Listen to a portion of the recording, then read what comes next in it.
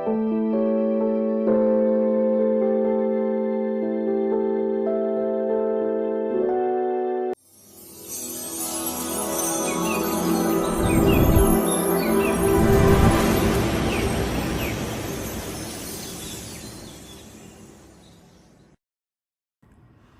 bạn đến với kênh móc len của Dương Liễu Handmade. Video này mình sẽ hướng dẫn bạn móc một mẫu túi đựng bình nước hình hoa.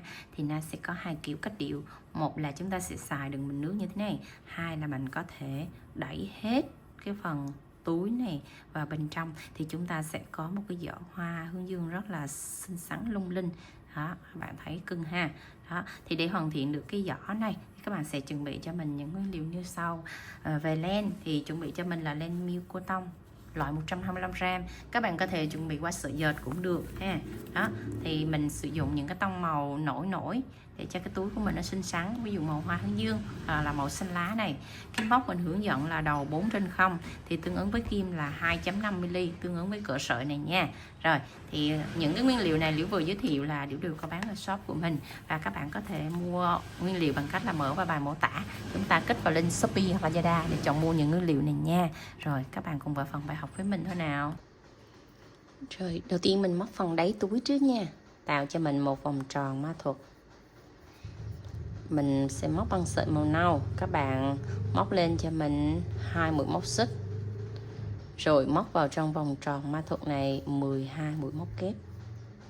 Mũi móc kép chúng ta cũng móc chặt tay thôi, không quá rộng nha. 2 3 4. Rồi các bạn cứ móc tiếp theo cho đến mũi kép thứ 12 nha. 5. Rồi mình đã móc đến mũi kép thứ 12. Cái sợi len ngắn này các bạn siết chặt mình lại này, cho cái vòng tròn nó khép kín lại.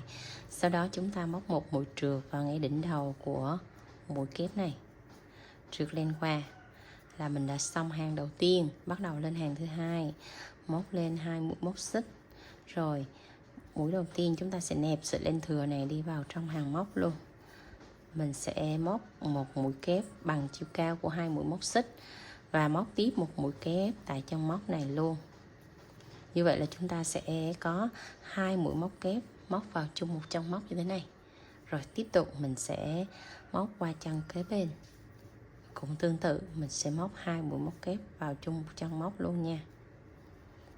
Đó, cứ như vậy thì chúng ta sẽ móc liên tiếp là 12 chân móc. Mỗi chân móc chúng ta móc đều một mũi ép về, tức là 2 mũi kép vào chung một chân ha các bạn. Các bạn cứ móc như vậy cho đến chân thứ 12 luôn nha.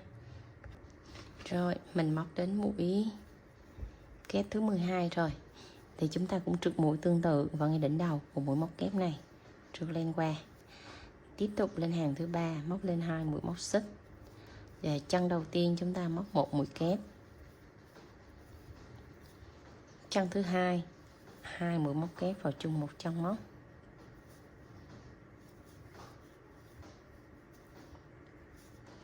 Rồi chân thứ 3, một mũi móc kép. Chân thứ tư, 2 mũi móc kép vào chung một chân móc.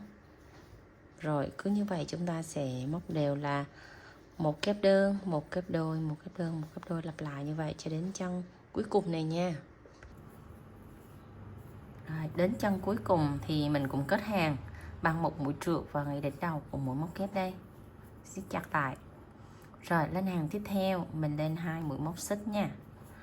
Rồi chân đầu tiên chúng ta móc một mũi kép nè. Chân thứ hai, một mũi kép. Chân thứ ba, 2 mũi móc kép vào chung một chân móc. Rồi là ở hàng này mình sẽ có công thức là 1 1 2. Các bạn lặp lại như vậy cho đến hết hàng nha. Một kép đơn, một kép đơn. Rồi chân này là một kép đôi. Đây, cứ như vậy lặp lại cho đến hết hàng cho mình đến chân cuối cùng này luôn nhé. Đến chân cuối mình kết hàng bằng một mũi trượt vào ngay đỉnh đầu của mũi móc kép này. Rồi là mình đã xong cái phần đáy túi, thì nó sẽ có cái độ mo mo như thế này, thì các bạn chỉnh cho nó thẳng ra là được nha. Rồi bắt đầu lên phần thân túi, móc lên cho mình 3 mũi móc xích, rồi ngoắt sợi len, móc ở nửa mép len ở phía bên trong này. Đây, móc một mũi kép đơn.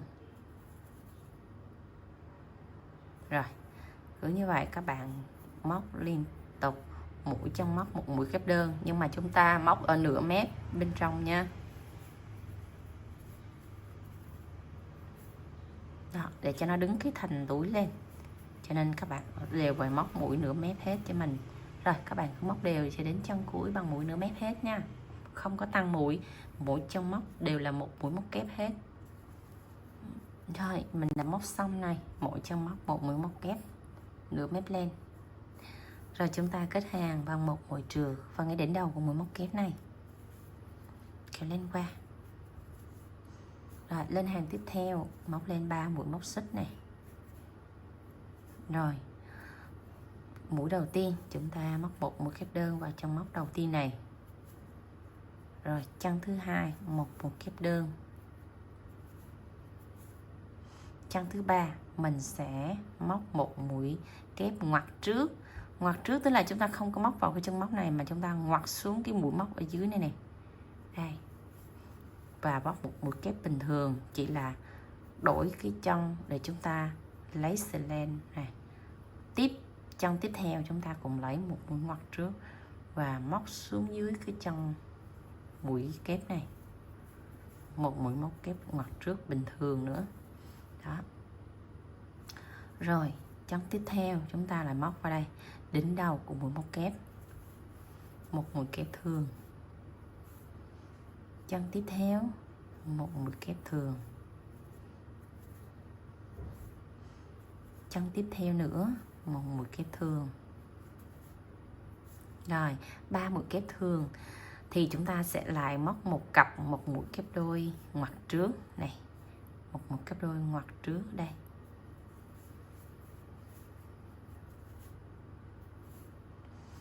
Tiếp tục một mũi kép đôi ngoặt trước nữa.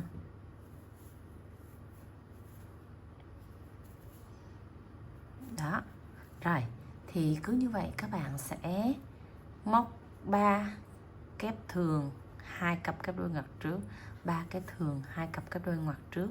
Chúng ta lặp lại công thức như vậy cho đến hết, thì nó sẽ có cái hoa văn là mình sẽ chia được cụm mũi ngoặt như vậy ha. Đây, 3 mũi kép thường xong rồi các bạn sẽ móc cụm 2 mũi ngoặt tương tự như vậy, cứ chia như vậy đều cho đến chân cuối này nha. Rồi mình đã chia cho đến cụm cuối. Rồi đến cụm cuối này thì các bạn sẽ thấy là mình mới có móc 2 mũi móc kép thôi, thì nó còn lại ở đây có 2 chân, thì cụm cuối nó sẽ bị thiếu một chân mũi móc kép ở đây, thì các bạn sẽ móc 2 mũi kép ngoặt trước ở đây. Đó, thì chân cuối là mình sẽ bị thiếu một mũi móc kép nha các bạn. Đó, bị thiếu một mũi móc kép. Rồi móc một mũi kép, một mũi trượt vào ngay đỉnh đầu của mũi móc kép này. Đó, thì khi chúng ta chia đều hết là mình nhìn á, thì chỗ đây nó sẽ khuyết một chân, nhưng mà chia đều hết mình nhìn kỹ thì nó cũng không có bị lỗi, không có bị hở ở cái đoạn này. Đó, thì các bạn sẽ lưu ý như vậy để chúng ta móc tiếp hàng tiếp theo ha. Rồi lên hàng tiếp theo mình cũng lên 3 mũi móc xích này. Chân đầu tiên móc một mũi móc kép nha. Chân thứ hai một mũi móc kép nữa. Rồi đến chân tiếp theo này, đây chúng ta sẽ móc một mũi ngoặt trước, nhưng mà sẽ móc vào ngoặt trước ở dưới cái mũi ngoặt mà mình đã móc rồi đây. Đó, thì các bạn chỉ bằng dẫm cái chân móc xuống phía dưới thôi là được nha, nó sẽ hiện ra được như thế này. Rồi tiếp theo là 3 mũi kép bình thường.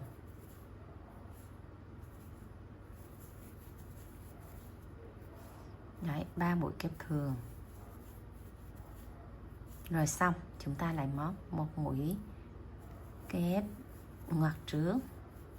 Đó, mình cứ chia cụm ra vậy là chúng ta sẽ móc liên tục tương tự giống như hàng dưới, để chúng ta móc tiếp theo như vậy cho đến chân cuối cho mình nha.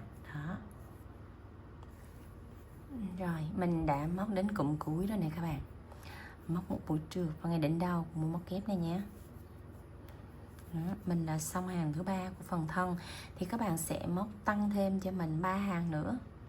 Tương tự giống như công thức ở hàng thứ 3 này, thì các bạn móc sẽ tăng thêm 3 hàng nữa. Đó, cứ chỗ nào mà ngoặt trước thì các bạn cứ móc ngoặt trước, tương tự như vậy thì các bạn móc tăng lên. Tổng phần thân là 6 hàng, thì chúng ta dừng lại nha. Rồi mình đã móc xong tổng 6 hàng. Đó, thì các bạn sẽ canh cái phần đáy bình của chúng ta để các bạn có thể điều chỉnh cao thấp như thế nào. Đó, như này là chúng ta sẽ điều chỉnh vừa này, nó khoảng 1/3 cái bình thôi là được. Đó, thì các bạn canh như thế nào, các bạn có thể lên hoặc là vừa như thế này để chúng ta móc cái phần lưới để cho nó đẹp nha. Rồi thì xong phần này các bạn sẽ nối len màu xanh để chúng ta móc lên phần lưới. Rồi đưa sợi len màu xanh vào ở cái đoạn này, chúng ta sẽ bắt đầu nối len ở đây. Rồi kéo sợi len xuống và nối sợi len xanh vào đây, móc qua, kéo sát cái sợi nâu xuống. Rồi móc lên cho mình 3 mũi móc xích tại vị trí này nha. 1 2 3. Ở vị trí này mình sẽ móc mũi nửa mép, nhưng mà nửa mép phía bên ngoài, không phải nửa mép phía bên trong. Rồi móc luôn 2 cái sợi len mình chừa này đi vào trong mũi móc luôn nè. Đó, móc nửa mép phía bên ngoài đây, chừa nửa mép phía bên trong lại. Rồi móc cho mình một mũi kép đây, một mũi kép xong các bạn móc lên 2 mũi móc xích. Xong 2 mũi móc xích thì chúng ta sẽ bỏ qua 2 mũi đó, quay lại cái chỗ mà đây mũi móc kép và móc xích, thì chúng ta sẽ trượt lên vào đây, kéo qua, móc một mũi trượt đây. Xong rồi chúng ta lại móc 3 mũi móc xích, trượt lên vào đúng tại cái chân móc này luôn nha các bạn. Đây,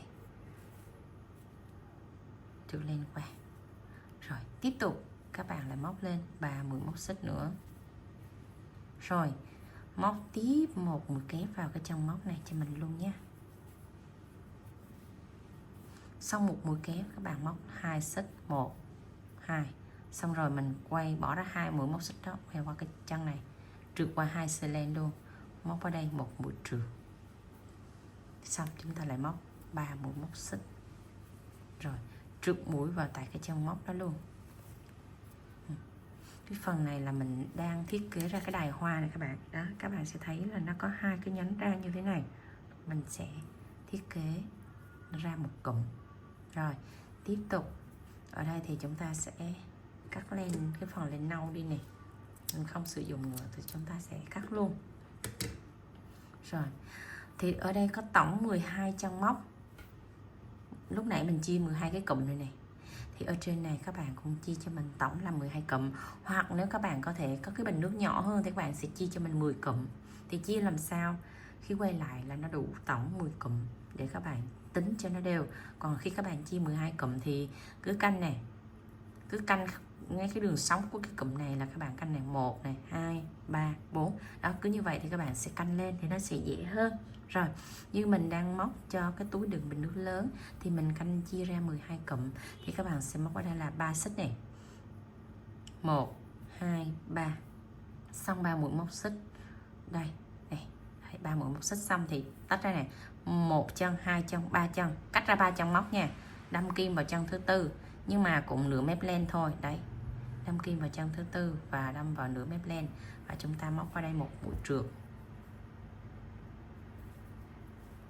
Xong một mũi trượt các bạn móc lên cho mình 3 mũi móc xích này. Rồi ngoắt một mũi kép vào cái chân mình vừa móc mũi trượt đó. Xong rồi chúng ta móc lên 2 mũi móc xích. Xong 2 mũi móc xích mình là trượt lên qua 2 sợi này, trượt qua luôn. Rồi xong các bạn móc 3 xích nha. 1 2 3. Xong rồi trượt lên qua đây, và đúng cái trong móc luôn các bạn, trượt lên qua. Rồi đây mới có là 1 mét thôi, các bạn móc tiếp một cụm nữa nha. 1 2 3. Đây, móc vào đây một mũi kép đó. Rồi móc lên 2 mũi móc xích nha. Rồi quay vào đây chúng ta móc một mũi trường, xong rồi mình lại móc 3 mũi móc xích tiếp theo này. Rồi quay qua đúng cái chân móc đó chúng ta móc một mũi trường là mình đã xong cái phần đài ở cụm thứ hai đó. Mỗi cụm các bạn sẽ móc nó có hai cái phần nhánh đài ria ra như thế này, và khoảng cách giữa mỗi cụm là 3 mũi móc xích và 3 chân móc. Đây mình sẽ móc tiếp nha, 1 2 3, 3 mũi móc xích rồi cách là 1 chân 2 chân 3 chân, cách là đúng 3 chân móc nha. Rồi đâm kim vào chân thứ tư này, nửa mép thôi nha các bạn, lưu ý toàn bộ là đều là nửa mép hết nha. Móc cho mình một mũi trường đó. Rồi lên tiếp cụm tiếp theo đó, lên tiếp cụm tiếp theo tương tự như vậy, rồi móc 3 xích lên cụm tiếp theo, cứ như vậy chúng ta móc chia đều cho đến cụm cuối cùng này ha. Rồi ở chân cuối này thì các bạn sẽ móc cho mình là 1 2 3 4, đây 4 mũi móc xích nha. Rồi móc một mũi trượt vào ngay đỉnh của cái chân này này đó, cái cụm của mũi móc kép lúc nãy mình vừa móc đó các bạn, móc một mũi trượt qua. Rồi thì nếu các bạn chia theo cái cụm của cái đường sóng mũi kép đôi này thì mình sẽ chia là tổng là 10 cụm này đó. Các bạn có thể chia 10 hoặc 12 tùy vào cái tình to nhỏ của các bạn ha. Đây này, 2 4 6 8 10 đó, mình chia tổng là 10 cụm để cho những cái dạng bình ở kiểu cỡ trung bình. Rồi chia 10 cụm ra như này thì bắt đầu chúng ta cũng sẽ lên cái phần chậu của chúng ta, cái phần bình của chúng ta là 10 cụm luôn nha. Rồi thì các bạn sẽ bắt đầu móc bằng sợi len xanh này. Rồi ở vị trí này thì các bạn sẽ móc cái sợi len nó trượt chân vô cái sợi len màu nâu đây nha. Đó, trượt cái sợi len xanh vô cái sợi len nâu này. Rồi bắt đầu chúng ta sẽ móc lên 10 mũi móc xích. 1 2 3 4 5 6 7 8 9 10 10 mũi móc xích rồi. Rồi tại cái đỉnh của cái đài này này thì các bạn sẽ móc vô cái chân móc màu nâu đây cho mình một mũi móc đơn, kéo lên chặt lại, tiếp tục 1 2 3 4 5 6 7 8 9 10 mũi móc xích. 10 mũi móc xích này các bạn lại móc ở cái chân của phần đài này đây các bạn, 10 mũi móc xích đây tiếp nha. Đó, cứ như vậy thì các bạn sẽ chia đều cho mình, mỗi cụm là chúng ta sẽ móc 10 xích nè.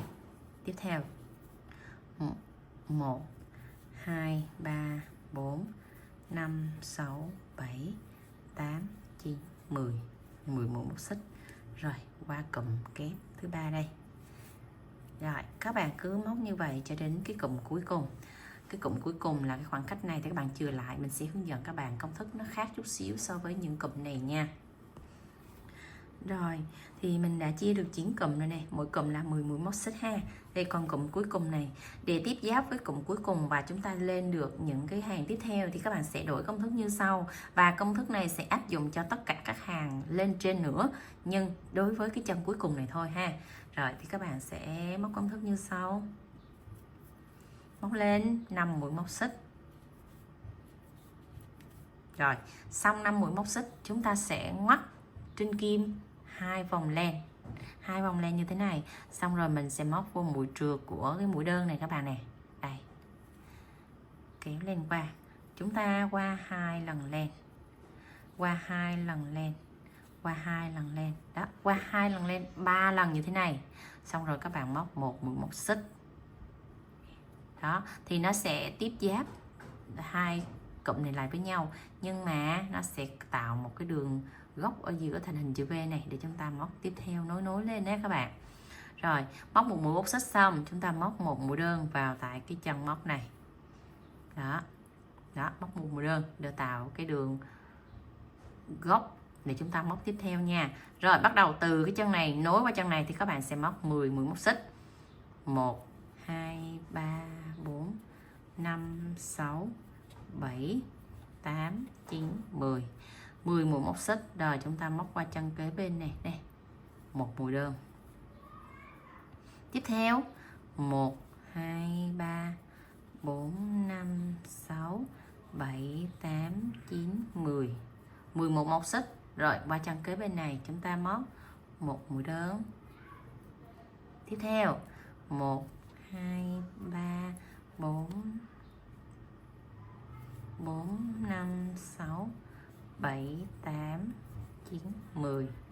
Qua chân kế bên chúng ta móc một mũi đơn. Rồi các bạn cứ lặp lại như vậy tương tự, nhưng đến cái chân cuối cùng này thì dừng lại, mình sẽ hướng dẫn tiếp công thức lên nha. Rồi, Liễu đã móc đến cụm cuối đây nè bạn. Từ cụm cuối đến cụm đầu này thì cùng mình hướng dẫn y chang như cái chân ở dưới này nè. Thì các bạn phải móc 5 mũi móc xích nha. 1 2 3 4 5. 5 mũi móc xích xong các bạn ngoắt 2 là vòng len trên kim. Xong rồi mình sẽ móc vào ngay cái chân mũi đơn này nè các bạn. Đó. Rồi, qua 2 sợi len nè. 2 sợi len, 2 sợi len. Đó, qua 2 sợi len 3 vòng như vậy. Rồi chúng ta móc lên một mũi móc xích.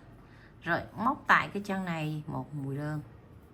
Đó, để lên hàng tiếp theo đó các bạn. Đó, thì mình lên được tổng 2 hàng rồi thì các bạn sẽ lên thêm 4 hàng nữa. Thì cái phần lưới này các bạn sẽ lên tổng cộng là 6 hàng lưới. Rồi chúng ta sẽ móc phần miệng khoai nha. Đây đang lên hàng thứ hai này thì các bạn sẽ móc cho mình 10 mũi móc xích. 4 5 6 7 8 9 10. Rồi móc qua chân kế bên này một mũi đơn. Tiếp tục 1 2 3 4 5 6 7 8 9 10. Rồi qua chân kế bên này móc một mũi đơn. Rồi các bạn thấy dễ không? Đó, nó chỉ đơn giản vậy thôi. Cứ 10 xích một đơn, 10 xích một đơn. Rồi chân cuối cùng này thì 5 xích và 2 mũi kép đôi xoắn. Cứ như vậy là các bạn sẽ móc lên thôi ha. Đó, nó sẽ xòe ra nha. Lát nữa mình móc cái phần miệng nó sẽ túm lại, rất là dễ thương. Rồi các bạn cứ móc tiếp lên cho mình tổng là 6 hàng nha. Đây rồi, mình đã móc lên tổng 6 hàng này các bạn. Nếu cái bình đựng nước của các bạn cao á, thì các bạn có thể móc lên 7 hoặc 8 hàng. Đây, mình đang chọn cái bình nước size trung. Đó, cho nên là mình chọn cái cỡ này thôi. Đó. Đó. Khi mình nó căng lên thì nó sẽ như thế này. Rồi mình còn cái phần quai nữa là nó vừa. Rồi các bạn cứ canh cái size của mình để mình móc tăng thêm cho nó đủ ha. Rồi bắt đầu chúng ta sẽ móc vào phần quai ha. Rồi đây là cái chân cuối cùng nè. Tại cái cụm cuối cùng này thì chúng ta sẽ móc vào đây một mũi đơn cho mình. Rồi tiếp theo móc một mũi đơn nữa nha, là 2 mũi đơn. Xong 2 mũi đơn mình sẽ móc một mũi móc xích. Rồi tiếp tục đây, qua cái cụm này chúng ta sẽ móc 4 mũi đơn nè. 1 2 3 4. Xong 4 mũi đơn chúng ta sẽ móc một mũi móc xích. Rồi qua tới cụm tiếp theo đây. 1 2 3 4. Xong 4 mũi đơn mình lại móc một mũi móc xích. Đó, cứ tiếp theo cho cái cụm mà mình chia phần lưới đó các bạn. Đây, cứ như vậy các bạn móc đều tiếp tục cho mình nha. Đó, cứ 4 mũi đơn là móc một mũi móc xích. Rồi cứ như vậy các bạn móc lên đến cụm thứ cuối cùng này, mình sẽ thêm mũi vào cái cụm này nữa nha. Rồi mình đã móc được 9 cụm rồi nè. Đó, cứ mỗi cụm là 4 mũi móc đơn nha. Đây cụm cuối cùng lúc nãy là mình móc 2 mũi móc đơn nè, thì mình sẽ thêm vô đây 2 mũi móc đơn nữa là thành 4 mũi để chia cho nó đều đó các bạn. Một đơn nè, 2 đơn. Đó, chia cho nó đều là như vậy là thành cụm 4 đơn. Móc một mũi trượt vào ngay đỉnh đầu của mũi đơn đầu tiên này, kéo lên qua. Đó là các bạn sẽ thấy cái miệng túi của mình nó sẽ bo lại như thế này rồi nha. Rồi tiếp tục chúng ta lên phần quai túi, móc lên cho mình 3 mũi móc xích. Rồi chân đầu tiên đây mình sẽ móc một mũi kép chờ vào chân đầu tiên này. Chờ tức là kéo lên chờ như thế này. Tiếp tục một mũi kép chờ thứ hai. Đó, kéo lên chờ. Tiếp tục mũi kép chờ thứ ba. Đó, tổng chúng ta sẽ có 3 mũi. Rồi mình kéo trượt hết qua như thế này là chúng ta được một cụm đầu tiên. Xong chúng ta móc lên 1 2 3 xích. Rồi chúng ta sẽ móc tiếp 3 mũi kép chờ vào cái chân xích đầu tiên này. 1 này, 2 này, 3 này, đấy 3 mũi kép chờ, chúng ta sẽ móc rượt qua hết luôn. Đó là được một cụm thứ hai. Tiếp tục 1 2 3, móc tiếp cụm tiếp theo nữa. Cứ như vậy thì các bạn sẽ thực hiện cho mình khoảng tầm 15 đến 18 cụm là mình sẽ có được cái phần quai túi. Các bạn canh làm sao mà khi mình xách cái phần quai là nó vừa cái tay như này. Các bạn canh móc cho đều cái phần quai cho mình ha. Rồi mình móc xong phần quai, đây thì vừa cái tay nắm của mình thì tổng nó khoảng là 18 mũi ngoặt. Đó, các bạn sẽ đếm ha. Đó, thì các bạn tay nắm dài thì các bạn móc tăng lên 15 đến 18. Như quai này thì mình móc là 18 mũi hạt bắp nha. Rồi thì ở vị trí này các bạn sẽ dừng lại tại đây. Chúng ta sẽ gập đôi cái phần quai túi này lại nè, gập đôi lại như thế này. Xong các bạn sẽ tìm nó đối xứng qua nha. Đây, gập đôi xong tìm nó đối xứng qua nè. Đó, đối xứng qua như thế này thì các bạn sẽ trượt mũi vào đây, móc cho mình một mũi trượt vào đây trước nè. Rồi cắt ra 2 chân móc, 1 chân 2 chân, móc vào chân thứ 3 cho mình một mũi trượt nữa. Tức là chúng ta sẽ cho nó 2 điểm tiếp xúc như thế này á, khi mình xách phần quai túi lên nó thì nó không có bị giãn. Đó, rồi xong rồi móc một mũi móc xích tại đây, siết chặt và cắt lên cho mình. Rồi cái phần dấu len này nó quan trọng này các bạn, để làm sao khi mình xách cái phần túi nó nặng á, nó không bị trượt. Đó, bên đây điểm tiếp xúc nó đã nhiều, bên này phải 2 cái điểm tiếp xúc khi mình xách nặng lên cái vai nó mới giữ được cái lực của cái bình nước nha. Rồi bắt đầu móc xuống đây, móc tiếp cho mình một sợi len nó qua nữa đây này. Đó, để nó giữ cái phần len nó chặt ở trong cái phần quai này không có bị bung. Xong rồi chúng ta sẽ giấu len trượt nó vào trong cái hàng móc của mũi móc đơn này nè các bạn. Rồi đó, cứ như vậy các bạn giấu len đều hết cho mình, phải tầm 4 đến 5 trong móc nha. Như vậy nó mới không có bị trượt mũi ra, nó mới dễ dàng giữ được cái sợi len ở trong này. Đó, thấy dễ các bạn ha. Xong rồi mình cắt lên là cái phần thân túi của mình đã hoàn thiện. Rồi những điểm còn lại thì các bạn cũng giấu len tương tự như vậy ha. Đó, đến cái công đoạn trang trí thì chúng ta sẽ chuẩn bị những cái bông hoa nó tương đồng. Ví dụ như mình trang trí hoa hướng dương này chẳng hạn, hay là hoa lưu đó, nhiều mẫu hoa như vậy đó các bạn chọn, hay là hoa hồng cũng được, tại vì mẫu túi này nó đa dạng cho nên là các bạn chọn trang trí những cái màu hoa nó phù hợp lên là được ha. Đó thì các bạn sẽ trang trí nó nằm ngay giữa cái đây này, đó, nằm giữa cái phần mũi móc xích, hoặc có thể ở trên phần đài cũng được, thì các bạn trang trí làm sao nhìn nó xinh là được. Đó, chúng ta dùng keo nến để dán từng bông hoa vô cái phần đài này. Nếu về phần ở dưới này chúng ta sẽ dán 10 bông hoa màu lưu, còn đối với hoa hướng dương thì nó bự hơn, thì chúng ta sẽ cho điểm tiếp xúc ở giữa, thì chúng ta sẽ tản ra. Đó, nó cứ gần nhau như này, các bạn tản ra. Rồi còn ở phần trên quai này thì các bạn dán nó vừa xích thôi. Đây mình sẽ dán mẫu cho các bạn xem một cái để các bạn dán nha. Trên quai này các bạn sẽ dán 2 cái thôi chứ không dán quá nhiều. Đó, các bạn cho điểm tiếp xúc keo nhiều chút xíu, tại vì cái bông hoa hướng dương nó to. Đó, rồi các bạn ịn cái phần đài vô. Đó, giữ chặt cho nó khô keo. Rồi thì phần quai bên kia các bạn cũng dán tương tự. Rồi tới phần bông dưới các bạn cũng dán như vậy ha. Rồi mình sẽ gặp lại các bạn sau khi các bạn đã trang trí xong hoa nhé.